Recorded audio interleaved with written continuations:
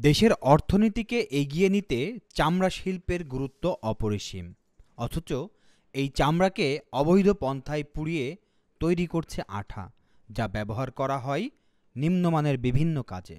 যদিও এই আঠা অর্থ হাতিয়ে নেওয়ার এক মাধ্যম, বাজারে ভালো মানের আঠাকে টেক্কা দিতে অবৈধ পন্থায় পরিবেশের ক্ষতি করে কম দামে বাজার সয়লাভ করার চেষ্টা করছে গাজীপুরের সাখাওয়াত নামের এক কারখানার মালিক।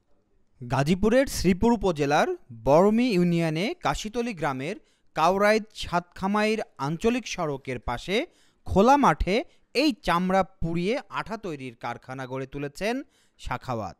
এতে করে এই এলাকার পরিবেশ হুমকির মুখে পড়েছে। এলাকার কয়েকজন কৃষক ও স্থানীয় বাসিন্দারা বলেছেন, সাখাওয়াত দীর্ঘদিন ধরে এই এলাকার মধ্যে বিভিন্ন জায়গা থেকে কাঁচা চামড়া মাঠে ফেলে পুড়িয়ে আঠা তৈরি করছেন।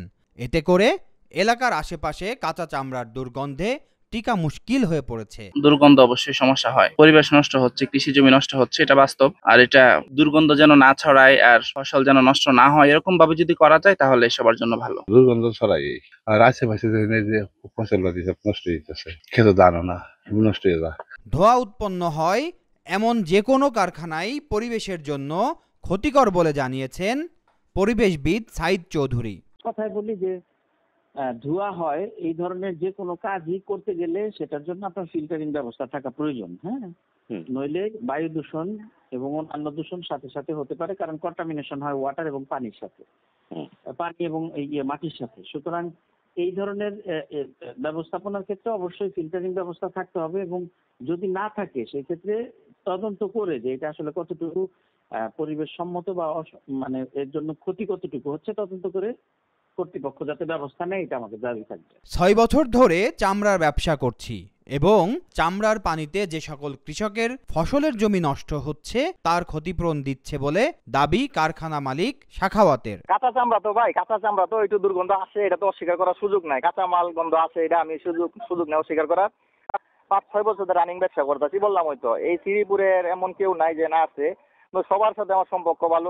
দক্ষিণ সাইডে যাদের ক্ষেত্রে আছে তো তাদেরকে তো আমি সবসময় ক্ষতিপূরণ দিয়ে আসছি। অর্থাৎ তাদের জমিতে যতটুকু ফসল হচ্ছে না সেগুলোর ক্ষতিপূরণ আপনি দিচ্ছেন। তবে খোলা মাঠে এমন একটি কারখানা চললেও প্রশাসনের নজরে আসেনি দাবি করেন উপজেলা নির্বাহী কর্মকর্তা।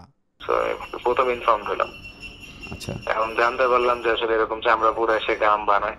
খোঁজ খবর নিতে হবে, যদি বেআইনি হয় তাহলে অভিযান পরিচালিত হবে। চামড়ার বর্জ্য মাটিতে মিশে এবং পানিতে গড়িয়ে জলজ বাস্তুতন্ত্রের ক্ষতি করে, যা স্থানীয় জীববৈচিত্র্যকেও প্রভাবিত করে। দূষিত জল ও বায়ু মানুষের স্বাস্থ্যের জন্য ক্ষতিকর, যা বিভিন্ন রোগের কারণ হতে পারে। এই সমস্যা মোকাবেলার জন্য শ্রীপুর অঞ্চলে চামড়া থেকে আঠা তৈরির প্রক্রিয়া নিয়ন্ত্রণে আনা দরকার। পরিবেশ বান্ধব বর্জ্য ব্যবস্থাপনা এবং রাসায়নিকের ব্যবহার নিয়ন্ত্রণের মাধ্যমে দূষণ কমানো সম্ভব, এমনটাই দাবি সচেতন মহলের। Aminul Islam, Asian television.